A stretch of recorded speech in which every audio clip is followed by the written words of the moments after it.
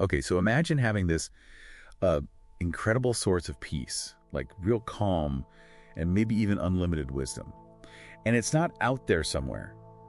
It's actually within you. That's what our deep dive is about today. We're looking at sources exploring what they call divine consciousness. This idea that there's boundless knowledge inside, transcending, time and space. Exactly. And our goal here for you listening is to cut through some of the maybe abstract language you hear around this. We want to give you a really clear, practical understanding based on these sources. Yeah, like a shortcut. Shortcut, yeah, to how this connection works and how it can genuinely bring that wisdom and inner calm into your life. Okay, so where do we start? The history seems important here. These sources point way back, like millennia. Right. Ancient cultures, talking about a single organizing intelligence, like a cosmic tapestry woven from pure awareness. They mention things like the Tao from China. The way.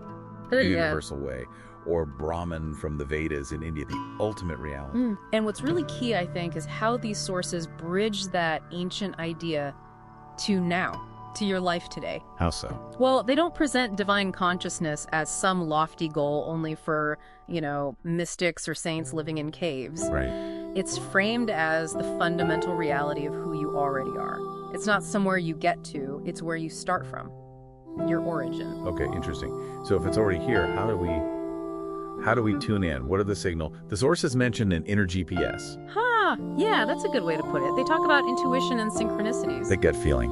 Or maybe that perfectly timed coincidence. Exactly. That meeting that happens just when you need it, or that sudden idea that solves a problem you've been stuck on for like a week. But hang on, how do you know it's that kind of signal and not just, wishful thinking? Do the sources differentiate? They do, actually. The key seems to be the feeling around it, the emotional texture. Genuine synchronicity often feels, there's a sense of rightness. Yeah. Effortless. Like a puzzle piece just clicking into place. It doesn't feel forced. Okay. And what about the mechanics? You mentioned connection. The sources talk about the subtle body, chakras, the aura. Is that just a metaphor?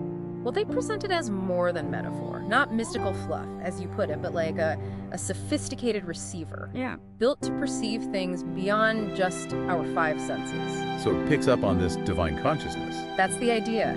And it gets amplified, apparently, when our usual boundaries kind of dissolve. Think about deep meditation or being totally lost in a creative project, that flow state. Like where time disappears. Exactly. That dissolving of the line between you and the moment, that's what opens the channel wider, according to these texts. Okay, this is getting practical. So the sources give pathways, right? Actionable ways to access this. What are they? Yeah, three main ones stand out. First, mindfulness and meditation. Okay, the classic.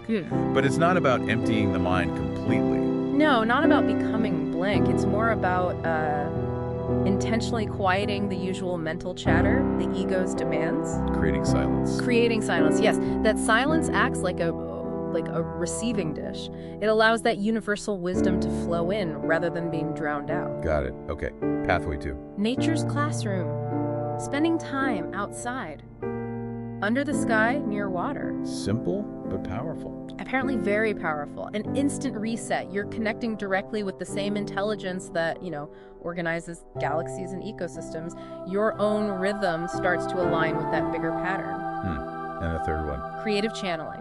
Engaging in art, music, writing, whatever your thing is. But how is that different from just, thinking up ideas? The focus shifts. It's about acting as a vessel, allowing inspiration to flow through you rather than feeling like you have to generate it all. Like when you create something and almost surprise yourself, thinking, where did that come from? Precisely. That's the access point they describe. So pulling this all together, what's the impact on just like regular daily life if you start connecting more? A big shift in perspective, mainly. You start seeing challenges differently. How so? Not as punishment. Exactly. The sources suggest challenges are more like resistance. Something pushing your awareness to expand, to grow, not a personal attack. That sounds less stressful. Cultivates compassion, too, because you start recognizing that same fundamental spark.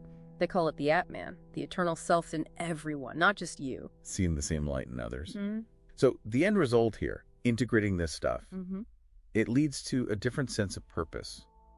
Maybe less fear. Definitely. Fearless exploration is a phrase that comes up. If you genuinely feel connected to something timeless and boundless, something infinitely supportive, well, fear loses its grip, doesn't it? Makes sense. And look, the transformation doesn't have to be huge overnight. It starts small. Maybe next time you feel stressed, just try one conscious breath, like prema, deliberately breathing in life force. One breath. Or practice kritajata, that deep sense of gratitude just before you eat your next meal. Small things build momentum. Okay, so a final thought then. If our own inner calm, intentionally cultivated, actually contributes to some kind of collective field of awareness, what's one small step you listening can take right now to help elevate that field? You're the bridge, really, between your everyday self and that infinite wisdom waiting inside.